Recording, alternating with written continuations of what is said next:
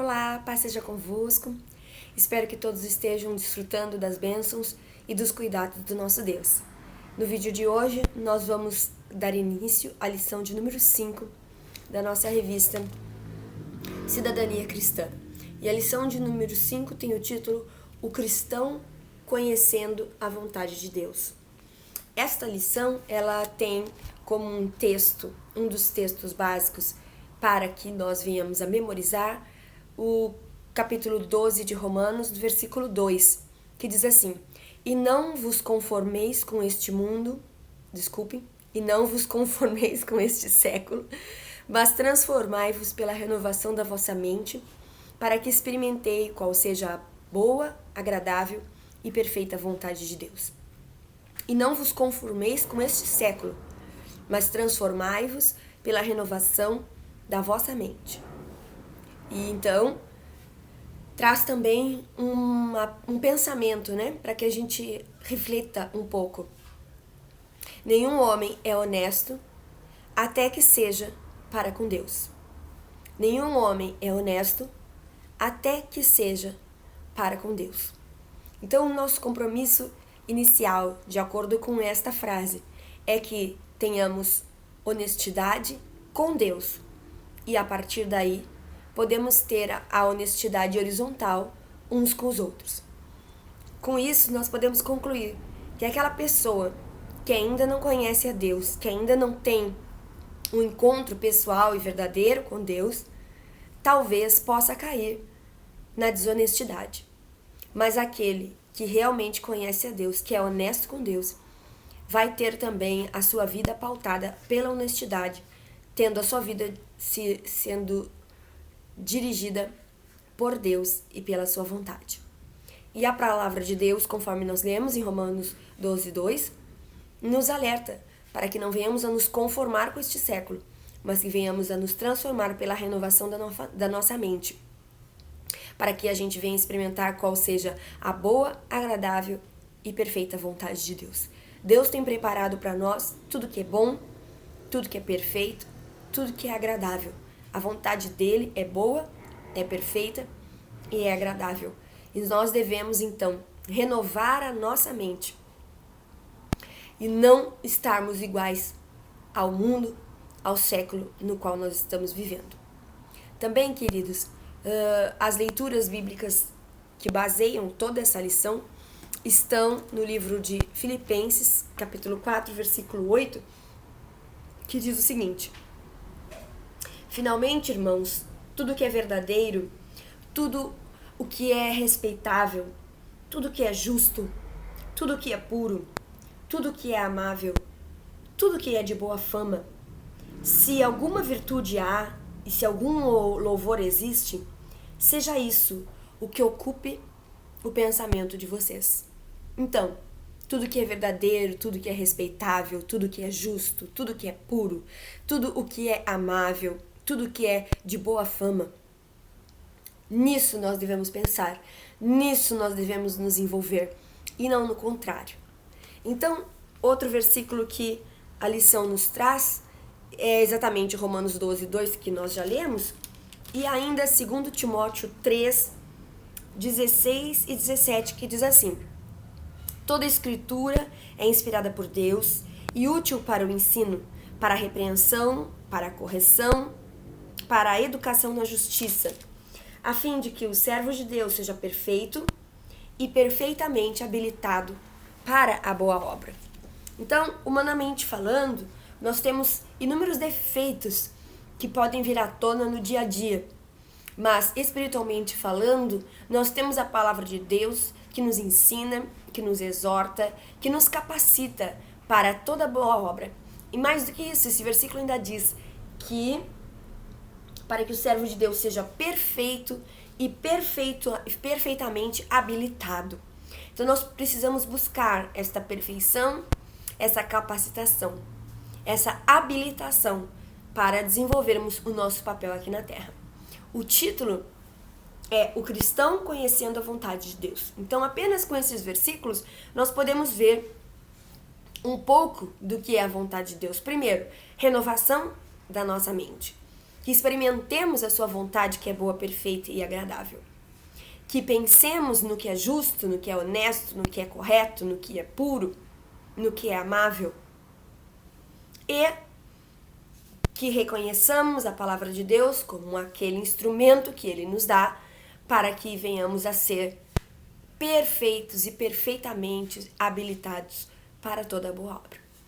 A introdução da nossa lição, ela coloca justamente que quando as pressões do dia a dia, quando a vida vai se tornando complexa, exige mais de nós, muitas vezes na vida secular, a exigência, as pressões do dia a dia faz com que as pessoas diminuam os seus ideais de ética, que se tornem menos corretos, porque as dificuldades justificam os meios ilícitos, as dificuldades justificam os erros. Só que quando nós conhecemos a Deus, quando nós conhecemos a vontade de Deus, nós aprendemos que isso não é assim. A lição também cita o fato de que o brasileiro tem aquele jeitinho de resolver as coisas. Um jeito brasileiro de deixar para lá o que é correto, o que é verdadeiro e optar por um atalho que parece mais fácil inicialmente, mas que na verdade nos leva para distante da vontade de Deus. Então, parece que o jeitinho faz parte da norma ética nas nossas decisões diárias. Deixa pra lá. Vamos fazer assim, que é mais fácil e que nós podemos ter alguma vantagem em cima disso. Uma falsa vantagem. A lição coloca que a sociedade brasileira parece naturalmente desonesta. Bom, essa é a imagem que nós vemos na TV, que nós vemos nos noticiários e que muitas vezes nós vemos no nosso ambiente de trabalho, talvez em algum ambiente de convivência, onde as pessoas querem tirar vantagem, onde as pessoas não falam a verdade, preferem enganar, achando que com isso se tem alguma vantagem. Mas Deus, através de Paulo, ao livro dos Filipenses, a carta aos Filipenses, no capítulo 4, versículo 8, nos chama a atenção de que nós devemos, sim, buscar tudo o que é verdadeiro, tudo o que é respeitável, tudo o que é justo, tudo o que é puro, tudo o que é amável.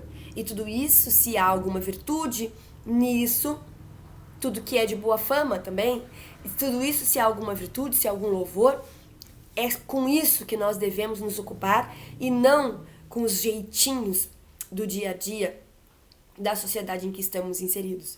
Por isso, não vos conformeis com este século, não vos conformeis com o jeitinho, mas que sejamos diferenciados por causa da presença de Deus em nossas vidas.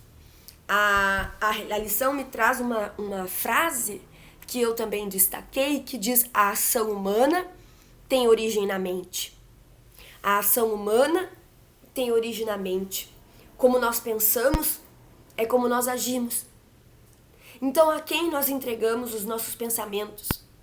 Ao que nós entregamos os nossos pensamentos?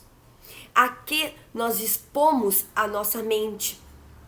Porque o que nós vemos, o que nós lemos, o que nós convivemos, assim nós pensamos.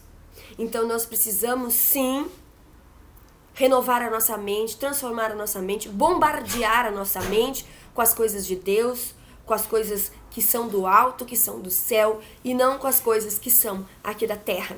É muito fácil nos influenciarmos pelo modo de viver mundano.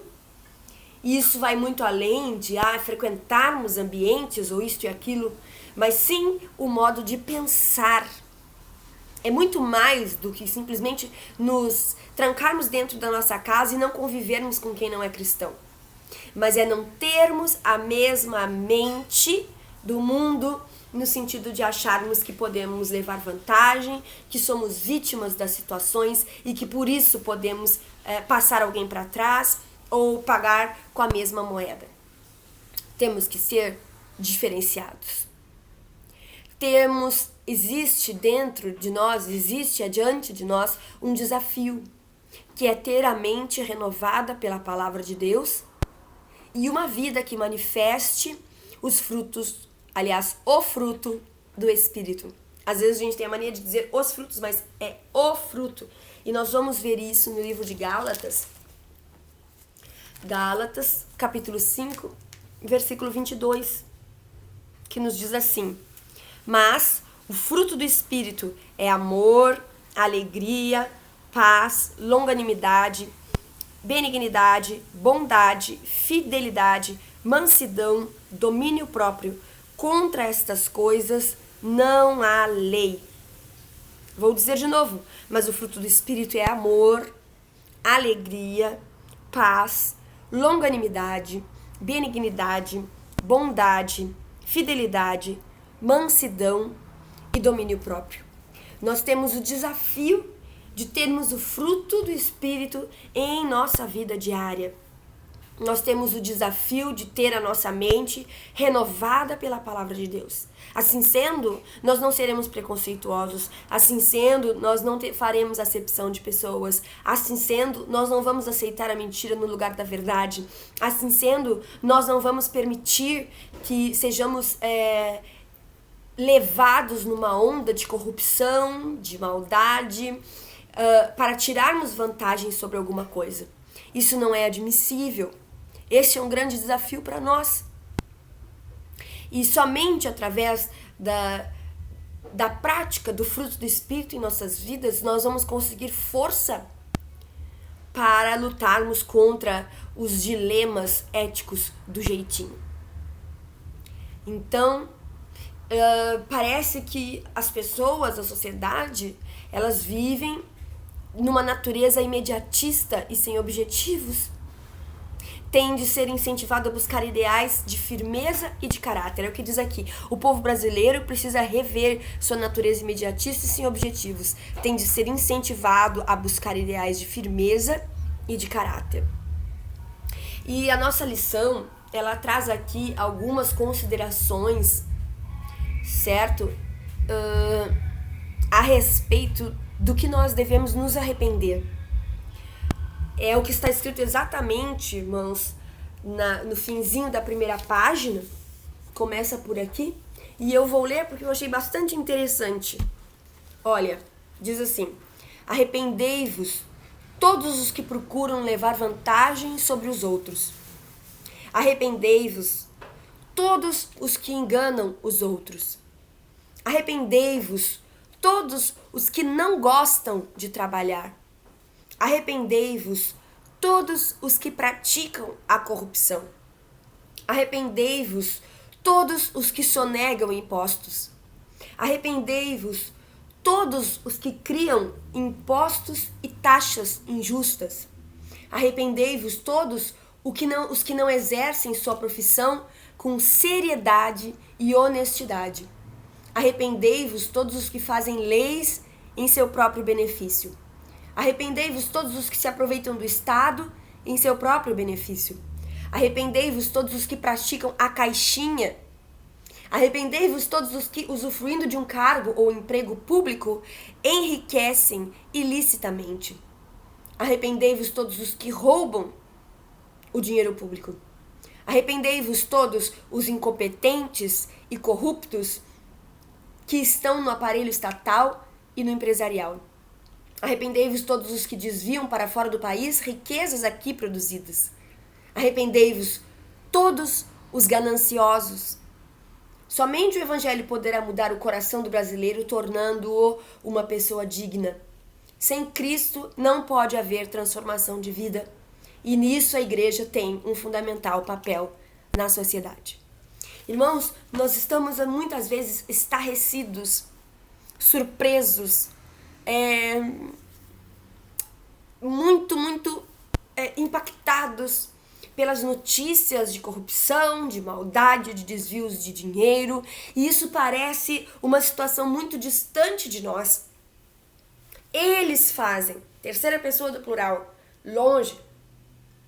Mas acontece que talvez quando nós ganhamos um troco errado, nós não nos preocupamos em devolver. É o mesmo tipo de corrupção. parece muito maior, o que é feito numa larga escala, mas ele começa na minha mente, na sua mente, quando nós decidimos fazer aquilo que não é correto. Eu não estou chamando a nós mesmos de corruptos, mas eu estou dizendo que o povo brasileiro, que a nossa sociedade, o que acontece em qualquer sociedade, não precisa ser na brasileira, o que acontece no microcosmos é refletido no macrocosmos. Começa no pequeno, e quando este pequeno chega no poder, ele faz isso no grande. E você compreende? É como quando a gente diz assim: dê poder ao homem e você vai conhecer esse homem. Por quê? Quando ele era só ele, quando ele era simples, quando ele não era conhecido, quando ele não tinha poder, quando ele não tinha influência numa determinada coisa, ele também decidia pelas coisas erradas. E quando então ele tem influência, ele só vai repetir o que ele já realizava quando não tinha nenhum poder, nenhuma responsabilidade. Nós precisamos avaliar a nossa vida e ver como nós temos nos pautado, como nós temos feito as coisas, como nós somos no nosso trabalho, se nós somos funcionários exemplares, se nós somos empresários exemplares, se nós não lesamos o nosso consumidor em coisa alguma, ao contrário, nós primamos pela qualidade. Então, quando nós oferecemos um serviço, é o melhor serviço que nós podemos oferecer ou nós fazemos corpo mole? Então, todas as coisas que fazem parte da nossa vida, elas precisam passar por uma renovação da nossa mente para que nós não façamos como sempre fizemos, mas que possamos fazer de uma forma diferenciada, porque a nossa mente está sendo renovada pela vontade de Deus, pela palavra de Deus, pela exortação do apóstolo Paulo, que diz que tudo que é honesto, tudo que é correto, tudo que é justo, é nisso que nós devemos pensar. E então, como foi dito aqui, a ação humana tem origem na mente. Se a nossa mente estiver borbulhando das coisas corretas e perfeitas que o nosso Deus nos exemplifica, as nossas ações também vão ser o mais corretas e o mais possíveis. E mais possível, como que eu disse mesmo? Correta e o mais possível correta. Então nós precisamos refletir. Nós precisamos refletir assim, ó, irmãos. Nós temos um exemplo bem claro. Nós temos no meio cristão um vereador cristão, que é o Enéas, meu irmão. E o que se espera do Enéas? Que ele seja correto, que ele seja honesto, que ele defenda os ideais e os princípios cristãos, mas também se espera que ele cumpra os seus deveres, também se espera que ele seja coerente nos seus argumentos. Ele é representante do governo. Como que nós podemos esperar que ele se posicione contra o governo? Lógico, ele só vai ter que se posicionar contra o governo se o governo for contra a palavra de Deus. Mas nas decisões corriqueiras do dia a dia, ele não pode trair o governo que o colocou lá. E o que nós esperamos dele? Nós esperamos talvez que ele ilumine a nossa calçada, que ele passe uma patrola na nossa rua. Sim, é justo. Mas e se isso não acontecer por conta de outras prioridades? Aí ele não presta mais, porque as minhas vontades, as minhas necessidades não foram priorizadas por ele, mas a prioridade da comunidade, a prioridade da cidade, a prioridade do reino de Deus, de ter um representante que faz a diferença, que não entra nas maracutaias de politicagem. Isso não precisa ter, porque a minha rua não foi calçada, porque o meu poste não foi arrumado.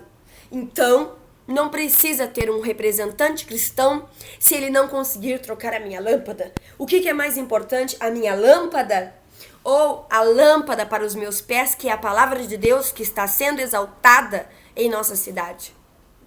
O que é mais importante? Mais importante é o meu jeito, mais importante é a minha necessidade. Os políticos, eles não existem para legislar em favor de uma causa apenas, é para a comunidade. Isso é só um exemplo. Um exemplo que então nós queremos que haja corrupção, quando nós queremos que nós venhamos a ser privilegiados porque temos um conhecimento mais pessoal com uma figura pública, em detrimento do que é maior, do que o projeto de vereança do Enéas é maior do que o suprir das minhas necessidades. Eu sou municipária, mas o projeto Enéas Clarindo me representa. Ele foi além, não foi para que eu tenha benefícios, mas para que a cidade tenha benefícios e para que o nome de Deus seja glorificado.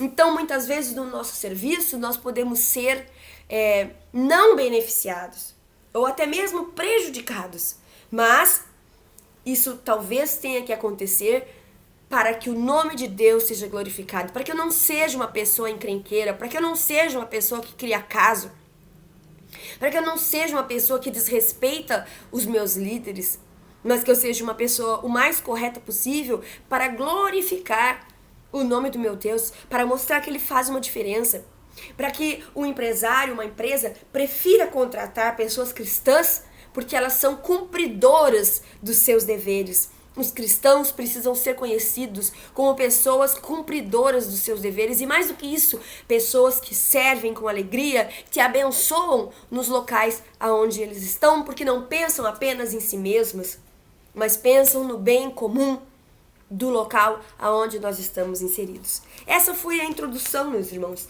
que nós devemos nos arrepender se nós pensamos em nós mesmos, se nós pensamos em levar vantagem nas coisas. E se eu não levo vantagem, então aquilo ali não presta. Não é assim. Não é assim. Se as coisas não são do meu jeito, então não precisam ser. Não é assim.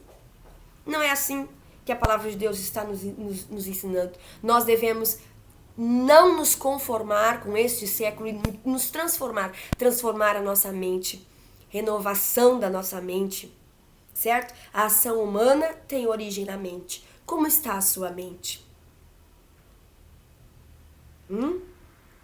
Aí nós chegamos no item 2 que diz a doutrina social na carta aos Hebreus. Na carta aos Hebreus, ele nos traz duas lições. A primeira, a fé pode conduzir a uma opção de sacrifício e identificação com o povo.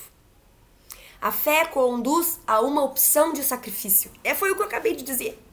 A minha fé me conduz a não pensar apenas no meu benefício, mas pensar num benefício maior em favor do povo. E o exemplo disso está em Moisés, porque Moisés foi criado pela filha do faraó, foi criado como um filho de faraó, com todos os benefícios que isso poderia ter para aquela época, conhecimento, estudo, riqueza, conforto, muito mais do que nós podemos imaginar. Mas ele abriu mão disso, ele preferiu viver com o povo de Deus. Aqui diz, pela fé, Moisés, quando já homem feito, recusou ser chamado filho da filha de Faraó, preferindo ser maltratado junto com o povo de Deus, a usufruir prazeres transitórios do pecado, porquanto considerou o opróbrio de Cristo por maiores riquezas que os tesouros do Egito, porque contemplava o galardão. Hebreus 11, 24 e 26 está descrito aqui na nossa lição.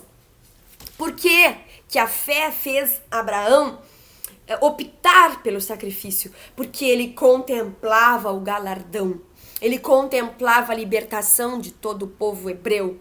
Ele contemplava um outro mundo, uma nova terra. Ele contemplava. E está na hora de nós tirarmos os nossos olhos desta terra e contemplar o galardão eterno, que depende também do nosso exemplo, que depende do nosso jeito de viver, que depende do nosso testemunho, para que outras pessoas também queiram a vida de Deus. Porque se ter Deus é ser igual a todo mundo, então para que nós precisamos de Deus? Que vantagem tem? A vantagem de termos uma vida diferenciada, experimentando a boa, perfeita e agradável vontade de Deus. É maravilhoso, irmãos. Nós sabemos que é maravilhoso poder viver a vida de Deus, poder ter Deus nas nossas vidas, faz toda a diferença. Então nós precisamos viver essa diferença verdadeiramente. Uma outra lição que nós temos através da carta de Hebreus é a manifestação do amor fraternal através da hospitalidade e da solidariedade. A hospitalidade hoje é tão difícil, é tão negligenciada, tanto nos lares cristãos como não, que às vezes nós não temos disponibilidade para receber pessoas em nossos lares, para receber, aqui por exemplo diz, para receber missionários, certo? E até tem um versículo que fala, pois alguns praticando-a sem saber acolheram anjos. Alguns praticando o quê? Praticando a hospitalidade sem saber receberam anjos. Então nós devemos ensinar aos filhos o dom do serviço, em sua expressão mais básica, o lar aberto. O dom de servir, o dom de abençoar os outros, o dom de abrir mão de um espaço nosso para que outra pessoa possa desfrutar desse espaço. O outro benefício aqui é a solidariedade, certo? E aqui tem um versículo de Hebreus 13:3 que diz, lembrai-vos dos encarcerados, como se presos com eles, dos que sofrem maus tratos, como se com efeito vós mesmos, em pessoa, fosseis os maus tratados. Então, é missão cristã visitar as cadeias, apoiar um ministério aos prisioneiros, lutar pela melhoria de condições carcerárias e sua reeducação profissional para a vida.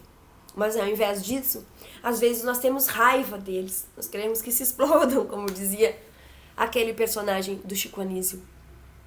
Nós temos que ter mais compaixão, mais solidariedade, e é isso também que a lição está nos ensinando, que é a vontade de Deus, hospitalidade e solidariedade.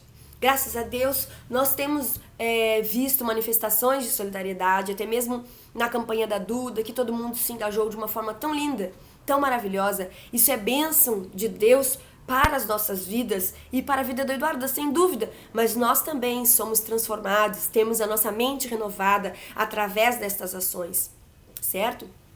Chegamos então no item 3, a doutrina social no pensamento de Tiago. No livro de Tiago, ele condena cristãos que fazem acepção de pessoas. O que acontecia naquela época? Quando chegava alguém muito bem vestido, com joias, essa pessoa tinha um lugar de destaque dentro da comunidade. E quando chegava uma pessoa pobre, maltrapilha, mal vestida, essa pessoa não tinha nem lugar para sentar, ficava em pé, à parte do que acontecia. O apóstolo, então, critica fortemente os ricos. E aqui no finzinho da página 23 diz assim, não são os ricos que vos oprimem, e não são eles que vos arrastam para os tribunais? Vou ler de novo que eu não li com a entonação certa. Não são os ricos que vos oprimem, e não são eles que vos arrastam para os tribunais? Não são eles que blasfemam o bom nome que sobre vós foi invocado? Tiago 2, 6b, 7. Então, tem também o versículo 2, 5, 6 que diz, não escolheu Deus os que para o mundo são pobres para serem ricos em fé e herdeiros do reino que ele prometeu aos que amam? Entretanto, vós menosprezais o pobre. Como nós vemos as pessoas? Pela aparência que elas têm? Pelos bens que elas possuem ou não? Como nós tratamos as pessoas? Pelas aparências? Fazemos diferença quanto a um, quanto a outro? Tiago não contrasta as obras à fé, antes as considerou inseparáveis. Grifo aqui que eu fiz na minha revista. Tiago não contrasta as obras à fé, antes as considerou inseparáveis, como corpo e alma, que juntos caracterizam um ser vivo. Então, um ser vivo espiritual tem fé que produz obras. Não são as nossas obras que nos salvam, é verdade? Mas se nós temos fé no nosso Salvador, nós somos levados a praticar obras que condizem com a nossa fé. Tiago 2,26 diz assim, porque assim como o corpo sem espírito é morto, assim também a fé sem obras é morta. Então nós precisamos mostrar no nosso modo de viver, no nosso modo de ser, a nossa fé.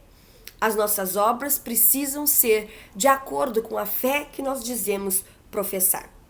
Não as obras que substituem a fé. Fé que só existe se mover as obras. Vou ler de novo. É uma frase que já está aqui. Eu vou ler antes, que diz aqui o Tiago 2,24. Verificais que uma pessoa é justificada por obras e não por fé somente. Não as obras que substituem a fé.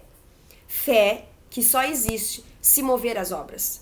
Uma fé que não move as obras não pode salvar, porque não é fé autêntica, a fé dos regenerados. E essas obras são obras espirituais, obras que vêm de Deus para o nosso coração e que são executadas pelo mover do Espírito Santo em nossas vidas, certo? Então, a ação solidária, ela vem porque o Espírito Santo toca no nosso coração e nós realizamos aquela obra. Não é pela nossa própria bondade, mas é pela ação de Deus em nossas vidas. E Tiago, ele exemplifica também em Tiago 2, 15 e 16, que também está aqui na nossa lição. Se um irmão ou uma irmã estiverem carecidos de roupa e necessidade de alimento cotidiano, e qualquer dentre vós lhes disser, ide em paz, aquecei-vos e fartai-vos, sem contudo lhes dardes o necessário para o corpo, qual é o proveito disso? Então, como que nós podemos apenas, quem sabe, orar para uma pessoa e deixar ela com fome? Como é que nós podemos apenas falar de Deus para uma pessoa e deixar ela passando frio? Não é possível. É preciso que junto com a fé, que junto com a palavra de fé, que junto com a oração, haja também atitudes abençoadoras para com a vida dessa pessoa. Então, nós não podemos ser pessoas que oprimem o pobre. Existe o marxismo e eles então defendem o fato de que os trabalhadores são oprimidos pelo empresariado. Nós também não somos favoráveis à opressão dos pobres, à marginalização do pobre. Também não somos. Isso já está escrito na palavra de Deus muito antes de Marx. Tiago 5,4 diz assim: eis que o salário dos trabalhadores que ceifaram os vossos campos e que por vós foi retido com fraude, está clamando, e os clamores dos ceifeiros penetraram até os ouvidos do Senhor dos Exércitos. Então, aqui já se tocava nesses assuntos sociais de que aquele que trabalha é digno do seu salário, do seu sustento, e que isso não pode ser retido, diminuído, sabe? Como quem usa o trabalho como um trabalho escravo praticamente. Nós precisamos ser diferenciados e sermos justos e recompensarmos aqueles que trabalham para nós. Assim é que a palavra de Deus nos ensina. Tiago 5,6 também diz assim: tendes condenado e matado o justo, sem que ele vos faça resistência. Ele está falando da sociedade daquela época e que, infelizmente, também retrata a realidade da sociedade da nossa época, certo? Então, eram esses ricos homicidas, porque privavam os pobres dos meios mínimos de subsistência, matando-os aos poucos. Quando nós tivermos a oportunidade de sermos nós, os empresários, os que contratam as pessoas, que sejamos justos, que sejamos corretos, que sejamos honestos, certo? Então, semelhantemente às orações, tal situação chega aos ouvidos de Deus em forma de clamor, o clamor por justiça, e não fica sem resposta. Página tremenda que deve fazer pensar o empresário cristão e que move nossos corações diante de uma ordem social injusta. Nós precisamos nos compadecer daqueles que sofrem injustiça e jamais sermos aqueles que fazem a injustiça.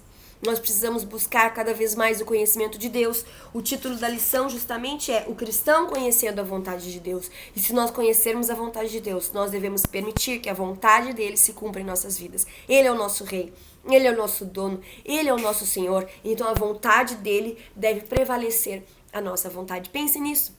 Pense nas relações de poder que você tem em sua vida e como que você administra esse poder.